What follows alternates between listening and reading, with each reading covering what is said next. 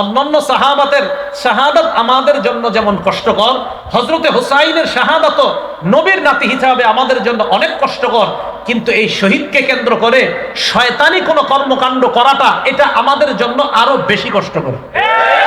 শয়তানি কর্মকাণ্ড করা যাবে না। হযরত হুসাইন রাদিয়াল্লাহু তাআলা আনহু যদি থাকতেন আর যদি দেখতেন ওনার শাহাদাতকে কেন্দ্র করে এই কুসংস্কার করা হয়, সর্বপ্রথম তাদের বিরুদ্ধে উনি জিহাদ করতেন যে আমারে কেন্দ্র করে তোমরা এগুলা কি করো, শরীয়ত বহির্ভূত কাজ। তাহলে আমরা নবীর নাতিকে অবশ্যই মহব্বত করি, হযরতে হুসাইনকে আমরা মহব্বত করি। ওনার শাহাদাত আমাদের জন্য কষ্টকর, এটা একটা বিপদ, কিন্তু এই বিপদের সময় ধ্বংসাত্মক কোনো কথা মুখ দিয়ে বলাটা এটা অভিশপ্ত আওয়াজ। তাহলে অভিশপ্ত আওয়াজ কয়টা? অভিশপ্ত আওয়াজ কয়টা?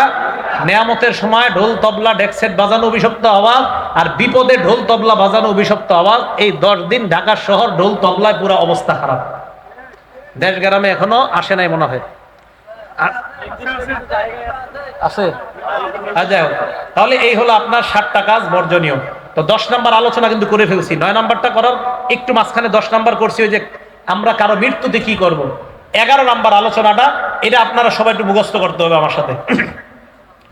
আমাদের নবীজি দুনিয়া থেকে বিদায় নিলেন।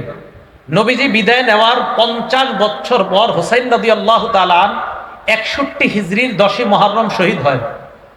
তাহলে আমাদের নবী দুনিয়া থেকে বিদায় নেওয়ার 50 বছর পর 61 হিজরির 10ই মুহররম হুসাইন রাদিয়াল্লাহু তাআলা আনহু শহীদ হয়।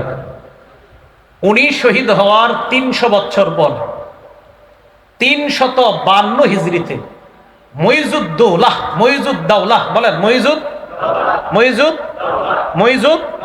এই মুইজুদ্দৌলা নামক ব্যক্তি 352 হিজরিতে সর্বপ্রথম ইরাকের বাগদাদে 10ই মুহররমের এই মাতমের প্রথা চালু করে। নাম কি? কত হিজরিতে? না, সবাই কইতে হবে কত হিজরি? ইমাম হুসাইন শাহাদাতের কয় বছর পর? 300।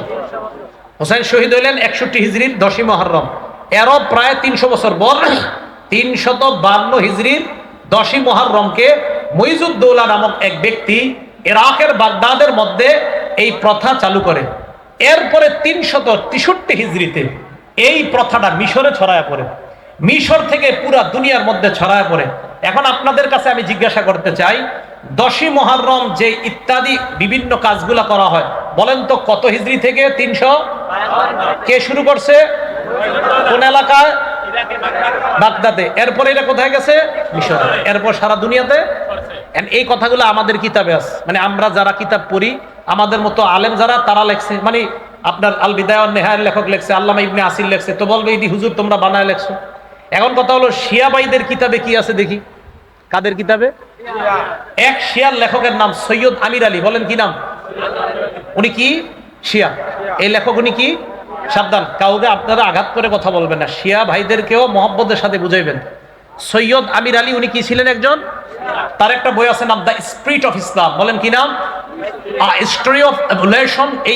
এই বইয়ের মধ্যে সে লেখছে যে দ্য স্পিরিট অফ ইসলাম, এই বইয়ের মধ্যে সে লেখছে মুইজুদ্দৌলা এই ব্যক্তিটা also institute the Yaume Ashura, the day of mourning, শোকের দিবস হিসাবে সর্বপ্রথম মুইজুদ্দৌলা নামক ব্যক্তি এই মুহররমের 10 তারিখকে শোকের দিবস হিসাবে সর্বপ্রথম আবিষ্কার করছে। বলেন তো এই লেখাটা কি আমাদের না একজন শিয়া লেখকের? এই তো মাশাআল্লাহ। তাহলে শিয়া লেখক ভাই উনিও লেখলেন যে ওনাদের এই ইতিহাস মুইজুদ্দৌলা নামক ওই ব্যক্তি শুরু করছে। এই বইয়ের, এই ভাইয়ের আরেকটা বই আছে, ওখানে লেখছে হি ওয়াজ আ শিয়া। এই মুইজুদ্দৌলা একজন শিয়া ছিলেন। ওখানে লেখছে হি ইস্টাবলিশড, সেখানে লেখছে হি ইস্টাবলিশড, এখানে ইনস্টিটিউট লেখছে, ওখানে ইস্টাবলিশড। মানে এটার প্রতিষ্ঠা করেছেন যিনি, তার নাম মুইজুদ্দৌলা। সর্বপ্রথম 352তে ইরাকের বাগদাদের মধ্যে এটা আবিষ্কার করেছেন। সময়ের অভাবে আমি আরো অনেকগুলা কিতাবের কথা বলতে পারলাম না।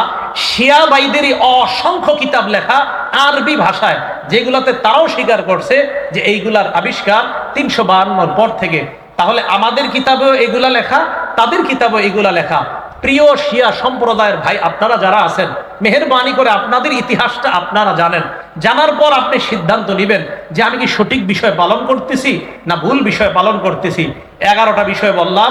মুহররমের তাৎপর্য, 2 নাম্বার আশুরার তাৎপর্য, 3 নাম্বার 4টা আমল নবীজি কখনো ছাড়তেন না, 4 নাম্বার মুহররমের রোজার ফজিলত, 5 নাম্বার আশুরার রোজার ফজিলত, 6 নাম্বার করণীয়, 7 নাম্বার 9-10 রোজা রাখা, না পারলে 10-11 রোজা রাখা, 8 নাম্বার মুহররমের দিন রোজা রাখার হুকুম কি মুস্তাহাব, 9 নাম্বার মুহররমের দিন বর্জনীয়, 10 নাম্বার কারো মৃত্যুতে আমরা কি করব, 11 নাম্বার মুহররমের বর্তমান প্রচলিত ইতিহাস কখন থেকে শুরু হয়।